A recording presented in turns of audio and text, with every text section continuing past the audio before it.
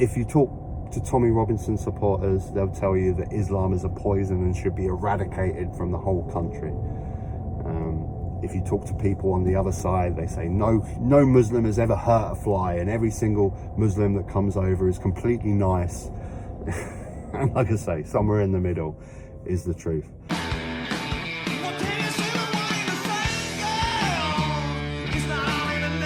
Alrighty folks, now I wasn't going to do a video on this topic of what happened in Southport, but I mean, mainly just because we just don't have the facts yet, and that's the problem. Everyone seems to be throwing their opinions out there without knowing the facts, which is exactly why we end up with riots on the streets of Merseyside. So I wasn't going to talk on it, but then we had these riots and a bigger topic and a bigger conversation opens up. So here we are. I don't know, man. Should I do a video? I'm still sitting here thinking, should I do a video? Because this is the problem. We don't have the facts. All we've been given so far is this person is 17 years old. 17 years old. Born in Britain from Cardiff. But, of course, if you talk to any Tommy Robinson supporter, they'll tell you that it's a refugee that came here a month ago on a boat. We don't know what to believe. And of course, now with society the way it is, Twitter, social media, no one believes the mainstream narrative anymore. The mainstream narrative, more often than not, is probably true, but we can't believe it. And all it takes is Tommy Robinson and his supporters to push a different agenda on social media, and then we end up with rioting against mosques in Merseyside. Now,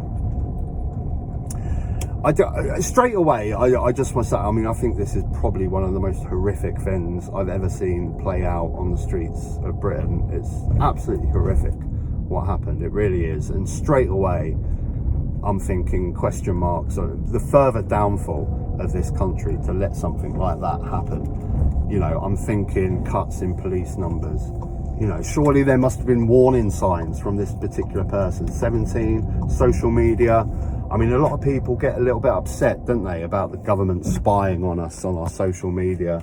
Do you know what? I don't care. Spy on me all you want. If it stops little girls from being stabbed, go ahead. Okay, you may see a few pairs of tits being seen on Instagram on my account or something, but I don't care. I don't care. So yeah, why were the warning signs not picked up of this person? I think of things like the prison service, violent criminals being let, mentally ill people being let out on the streets, and just the way we deal with mental health. This person is obviously insane. This person obviously needs locking up into an insane asylum if they're capable of something like this. Why were the warning signs not seen? Why is this person not being treated the way they should have? And it all goes back to just 14 years of not giving a fuck about any of this shit. And this is the thing, if Keir Starmer wants to sort this stuff out, if he wants to stop rioting in Leeds, rioting in Merseyside yesterday, I've said this before, he just needs to, really? Okay. He just needs to make life better for people. When life is shit, when everyone's poor, when no one has any money, when everyone is frustrated, they're just a fuse ready to ignite. And that's why as soon as Tommy Robinson gets on Twitter and tells everyone it's Islam, it's Muslims, why you end up with rioting against mosques like we saw yesterday.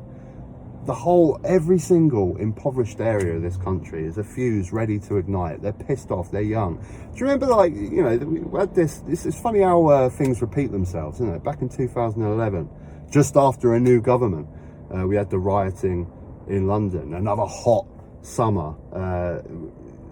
These people from these communities are just fuses ready to ignite because they're pissed off. They're pissed off with being in poverty. They're pissed off with wealth inequality, with the rich getting richer, the poorer getting poorer. And they're ready to ignite. And that's what Starmer needs to do. If he wants to stop these things happening in future, just make life better for people. Make life better, and we won't be looking for that bogeyman. Now, as for the Islam connection, I don't know, like I say, we really can't say anything right now. Because there is no facts out there. There is no facts out there.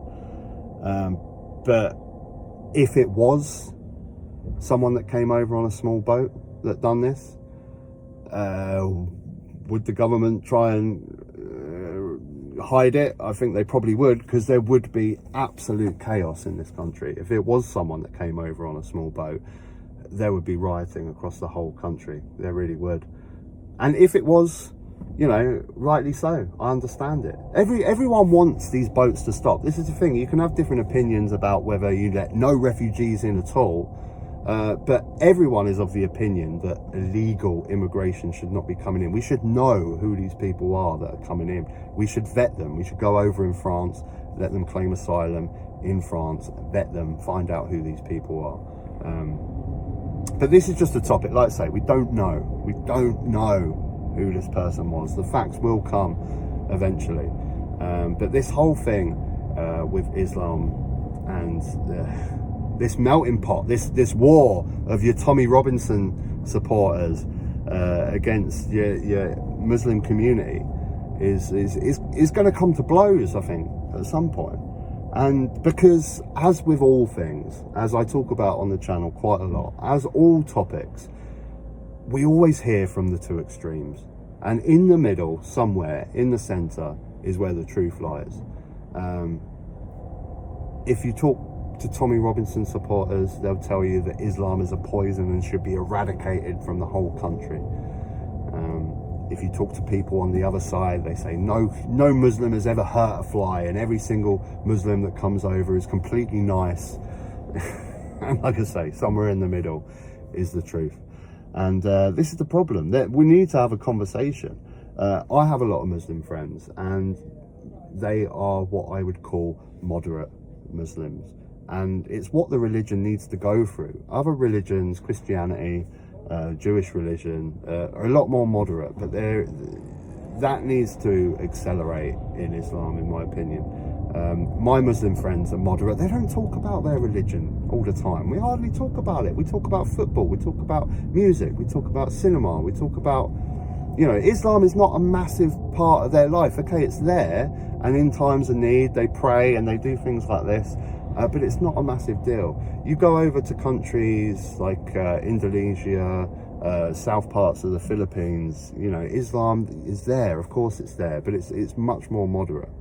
And you can't just ignore that there are some seriously damaging ideologies of Islam out there.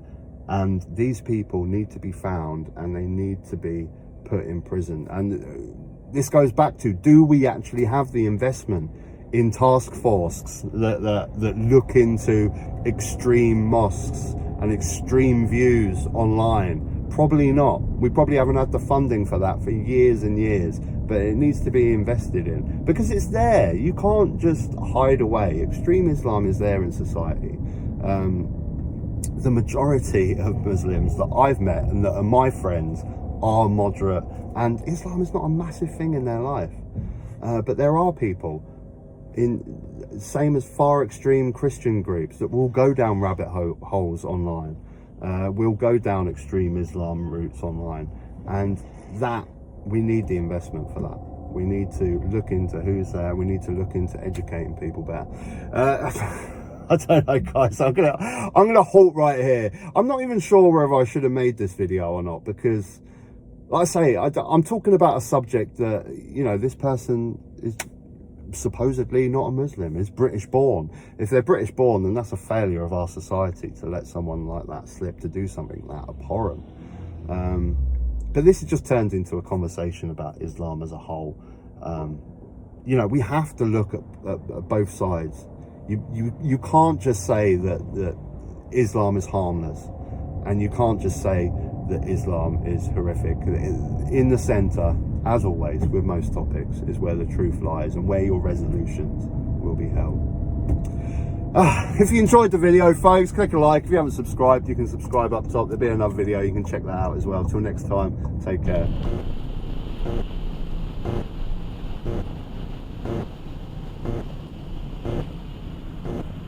Just driving through red lights now, are we, I guess?